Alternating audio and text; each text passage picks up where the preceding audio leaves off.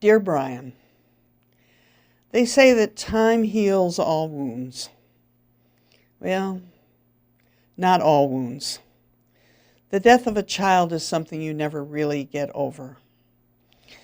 What I felt the day that you died is just as sharp and raw today as it was that hot summer afternoon in 2001. I've simply grown used to the pain. Now, I'm not crazy about sharing my grief with strangers, but I feel very strongly that your story needs to be told. Why? Because your story is the same story as countless other veterans whose wounds are not visible. They called it soldier's heart after the Civil War. Then came shell shock, then combat fatigue, and today we call it PTSD. It doesn't matter what you call it.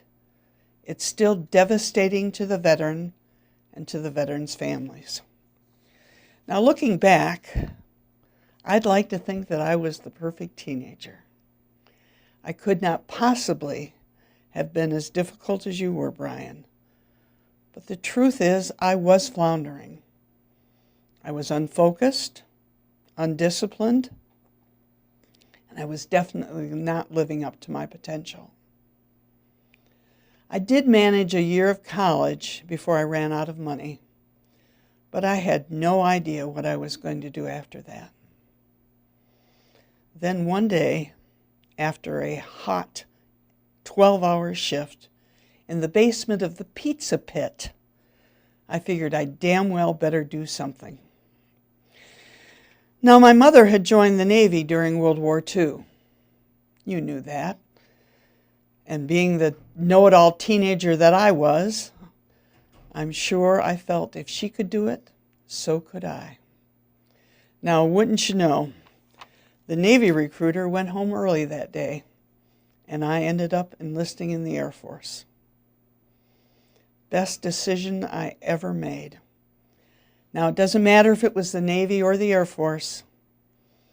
The military gave structure to my life.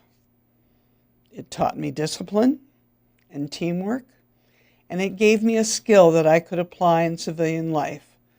And as any veteran will tell you, it certainly taught me how to iron. So, Brian, when you decided to go into the military right out of high school, I really thought it would be good for you, dear. But you came back a changed man. At first, I thought it was just the excitement of coming home. But this was different. Something was not right. You had always been talkative as a child, but now you took talking to a new level. You would go days without sleeping, pacing back and forth, and then suddenly you'd be in the depths of depression. The rumor among your friends was that you killed someone in combat. You didn't want to talk about it, and I did not ask. I was too busy trying to keep you on an even keel. Fortunately, when pulling yourself up by your own bootstraps was no longer working, you checked yourself into the VA hospital in Ann Arbor. There, it was discovered that you were severely manic depressive. I remember how amused you were when I kept referring to it as a chemical imbalance, as if an iron pill was going to fix the problem. To make matters worse, you were diagnosed as being refractory. I now know that refractory means patient does not respond to traditional treatment. I know that because no matter how diligent you were about taking your meds, and you were diligent, it seemed like every time they got you stabilized, those terrible, debilitating mood swings would return in no time. But through all that inner turmoil, you managed to pull yourself together enough to go back to school. You missed a lot of class, but you were determined, and I was so proud of you. You stayed on top of your studies. Soon it was the summer of 2001, and student teaching was going to start soon. I have to say I was really worried about relapses, but you were so excited. You wanted so badly to be a teacher, and I knew you would be good. You would be the kind of teacher that students remembered years later as the one that got them excited about history, or literature, or writing. There was no doubt in my mind that you would make a difference. Unfortunately, you never got that chance. That hot summer night, your heart simply stopped beating. The coroner could not explain it, and there was absolutely no evidence of overdose. Maybe it was the experimental meds they had you on. Maybe not, but I guess it doesn't really matter, does it? I just know we both lost the battle that day.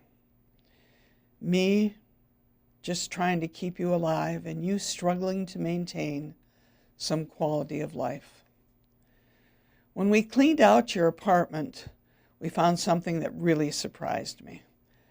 Spiral notebooks full of poetry. Now, I knew you wrote poetry. You'd even had one published in the school newspaper.